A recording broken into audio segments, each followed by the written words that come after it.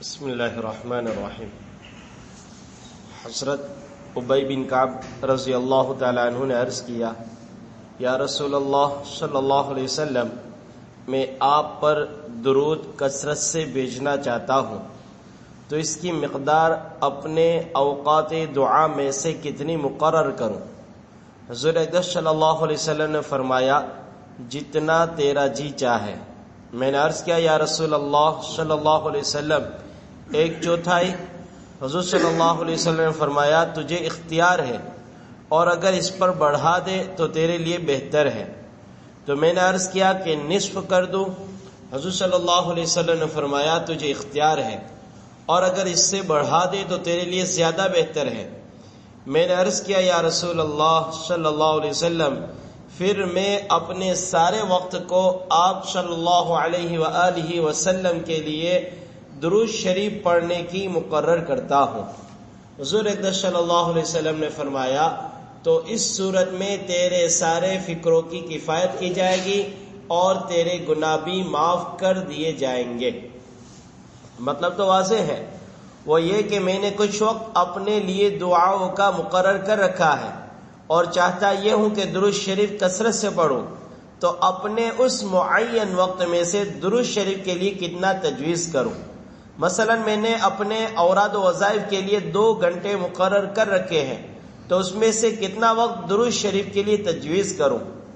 علامہ سخاوی رحمۃ اللہ علیہ نے امام احمد رحمۃ اللہ علیہ کی ایک روایت سے نقل کیا کہ ایک آدمی نے عرض کیا، یا رسول اللہ صلی اللہ علیہ وسلم، اگر میں اپنے سارے وقت کو آپ صلی اللہ علیہ وسلم پر درود کے لیے مقرر کر دوں تو کیسا ہے؟ حضور صلی اللہ علیہ وسلم فرمایا، ایسی صورت میں حق تعالی شانہ تیرے دنیا اور آخرت کے سارے فکروں کی کفایت فرما دے گا۔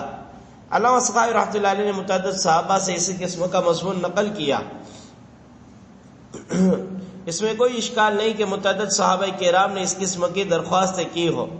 علامہ سخاوی رحمۃ اللہ علیہ فرماتے ہیں کہ درود شریف چونکہ اللہ کے ذکر پر اور حضور اقدس صلی اللہ علیہ وسلم کی تعظیم پر مشتمل ہے، تو حقیقت میں یہ ایسا ہی ہے جیسا دوسری حدیث میں اللہ جل شانہ کا ارشاد نقل کیا گیا کہ جس کو میرا ذکر مجھ سے دعا مانگنے میں مانع ہو، یعنی کثرت ذکر کی وجہ سے دعا کا وقت نہ ملے، تو میں اس کو دعا مانگنے والوں سے زیادہ عطا کروں گا۔ صاحب مظاہر حق نے لکھا ہے کہ سبب اس کا یہ ہے کہ جب بندہ اپنی طلب اور رغبت کو اللہ تعالیٰ کی پسندیدہ چیز میں کر دیتا ہے اور اللہ تعالیٰ کی رضا کو مقدم رکھتا ہے اپنے مطالب پر، تو وہ کفایت کرتا ہے اس کے سب مہمات کی۔ من کان للہ کان اللہ لہ، جو اللہ کا ہو جایا کرتا ہے وہ کافی اس کے لیے پھر ہو جایا کرتا ہے۔ جب شیخ بزرگوار عبد الوہاب متقی رحمۃ اللہ علیہ نے اس مسکین کو یعنی شیخ عبد الحق کو واسطے زیارت مدینہ منورہ کی رخصت کیا، فرمایا کہ جانو اور آگاہ ہو کہ نہیں ہے اس راہ میں کوئی عبادت بعد ادائے فرائض کے مانند درود پاک کے، اوپر سید کائنات صلی اللہ علیہ وسلم کے، چاہیے کہ تمام اوقات اپنے کو اس میں صرف کرنا اور چیز میں مشغول نہ ہونا۔ عرض کیا گیا کہ اس کے لیے کچھ عدد معین ہو؟ فرمایا، یہاں معین کرنا عدد کا شرط نہیں، اتنا پڑھو کہ ساتھ اس کے رطب اللسان ہو اور اس کے رنگ میں رنگین ہو اور مستغرق ہو جاؤ اس میں۔ اس پر یہ اشکال نہ کیا جائے کہ اس حدیث پاک سے معلوم ہوا کہ درود شریف سب اوراد و وظائف کے بجائے پڑھنا زیادہ مفید ہے، اس لیے کہ اول تو خود اس حدیث پاک کے درمیان میں اشارہ ہے کہ انہوں نے یہ وقت اپنی ذات کے لیے دعاؤں کا مقرر کر رکھا تھا، اس میں سے درود شریف کے لیے مقرر کرنے کا ارادہ فرما رہے تھے۔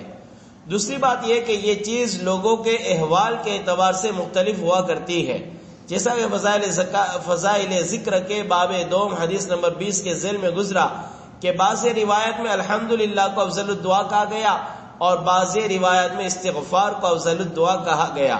اسی طرح سے اور اعمال کے درمیان بھی مختلف احادیث میں مختلف اعمال کو سب سے افضل قرار دیا گیا۔ یہ اختلاف لوگوں کے حالات کے اختلاف کے اعتبار سے اور اوقات کے اعتبار سے ہوا کرتا ہے، جیسا کہ ابھی مظاہر حق سے نقل کیا گیا کہ شیخ عبد الحق محدث نور اللہ مرقدہ کو ان کے شیخ نے مدینہ پاک کے سفر میں یہ وصیت کی کہ تمام اوقات درود شریف ہی میں خرچ کریں۔ اپنے اکابر کا بھی یہی معمول ہے کہ وہ مدینہ پاک کے سفر میں درود شریف کی بہت ہی زیادہ تاکید کیا کرتے تھے۔ علامہ منصری نے ترغیب میں حضرت ابی کے حدیث بالا میں ان کے سوال سے پہلے ایک مضمون اور بھی نقل کیا۔ وہ فرماتے کہ جب چوتھائی رات گزر جاتی تو حضور اقدس صلی اللہ علیہ وسلم کھڑے ہو جاتے اور ارشاد فرماتے، اے لوگو اللہ کا ذکر کرو، اے لوگو اللہ کا ذکر کرو، یعنی بار بار فرماتے۔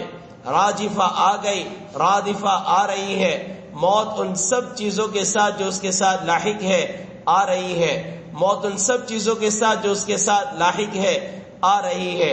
اس کو بھی 2 مرتبہ فرماتے ہیں۔ راجفہ اور رادفہ قرآن پاک کی آیت جو سورہ والنازعات میں ہے اس کی طرف اشارہ ہے، جس میں اللہ کا پاک ارشاد ہے، یوم ترجف الراجفہ تتبعها الرادفہ قلوب یومئذ واجفہ ابصارها خاشعہ، جس کا ترجمہ مطلب یہ ہے کہ اوپر چند چیزوں کی قسم کھا کر اللہ تعالیٰ کا ارشاد ہے کہ قیامت ضرور آئے گی، جس دن ہلا دینے والی چیز سب کو ہلا ڈالے گی۔ اس سے مراد پہلا سور ہے۔ اس کے بعد ایک پیچھے آنے والی چیز آئے گی، اس سے مراد دوسرا سور ہے۔ بہت سے دل اس روز خوف کے مارے دھڑک رہے ہوں گے، شرم کی وجہ سے ان کی آنکھیں جھک رہی ہوگی۔ سبحان اللہ، سبحان اللہ، نشہد ان لا الہ الا انت نستغفرک ونتوب الیک۔